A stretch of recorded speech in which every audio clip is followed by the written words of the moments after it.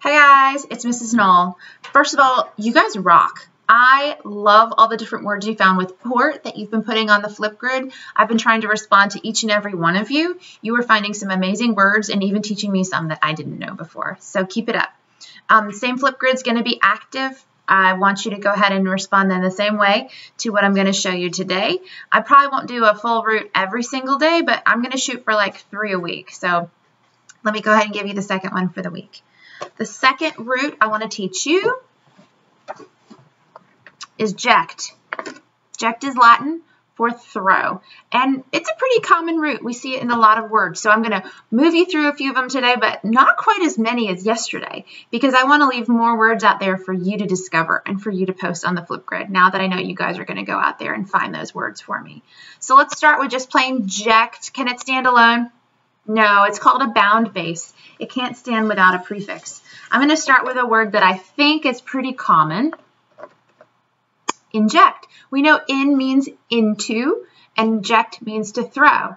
So to inject something literally means to throw something in? Explain. Well, let's think about what's an injection I might get at the doctor's office. I literally might have them throw that flu vaccine into my body. I might get a flu shot. An injection with the flu vaccine. Perfect. And I am making it into a noun, right? I'm hoping at this point you guys are starting to see a pattern. Even though we chunk off T-I-O-N when we're reading, really the true suffix here is I-O-N. That T is really part of the base. It's just a shortcut that we teach you for how to attack words to take off the T-I-O-N. Okay, moving on from inject. And of course, I'm going to spend a little less time on the suffixes today because I think we probably are all understanding that I can add any of these. I lost injectable. Any of these suffixes to manipulate and form a brand new word. Okay, let's play with the prefixes because that's where the meaning gets changed. I've got inject. Great. I think we probably know that one. How about this one? Reject. Say I said, I'm going to go with the best idea for a song that anyone can bring me. And you all brought me different song ideas. And I'm going to have to only take one. That means, unfortunately, the rest of you are going to get rejected. I used a suffix, ed. Rejected. Re means again. Ject means to throw. Let's think about it. If you bring an idea to me and I re-throw it, you threw it to me, I threw it back at you, I have rejected your idea. That is how the word reject has something to do with that base meaning to throw. Okay, let's make it a little bit more complicated now. This is a less familiar word. Ooh, you can't really see my arrow very well.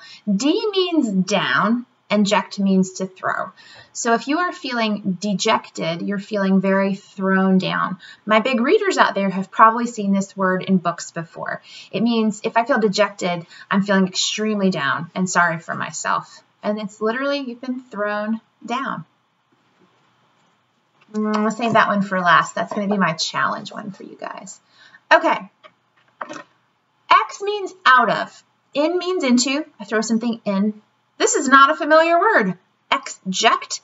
It also feels funny in your mouth, doesn't it? Exject. It's a lot of work.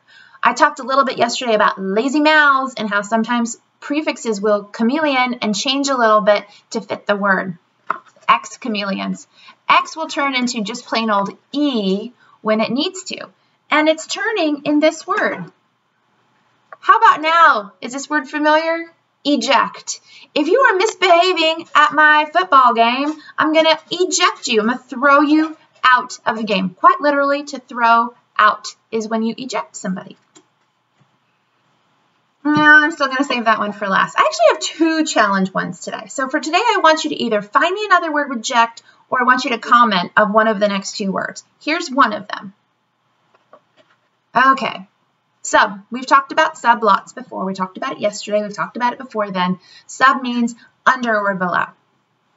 Inject means to throw. So to subject someone means to throw them under or to throw them below.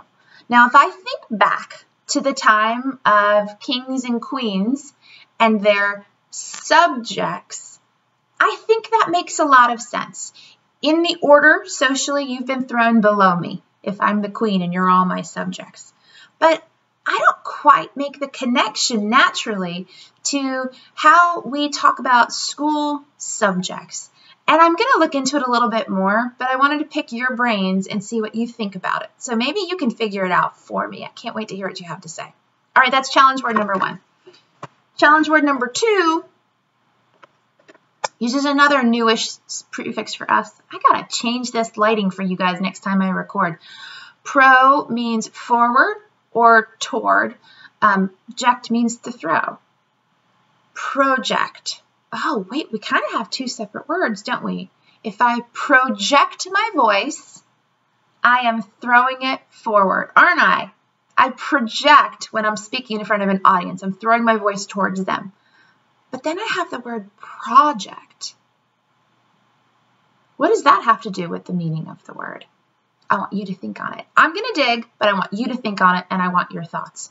Okay, like I said, this was a little bit shorter and sweeter and to the point today. Ject, to throw, is my big point I wanted to get across to you guys. If you can put this one in your brain, it's going to help you with a lot of unknown words. Port is to carry.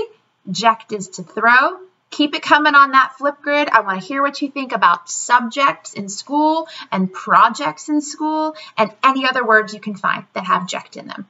It was so nice to virtually see you guys today. I miss you. I hope you're enjoying getting to do this remote.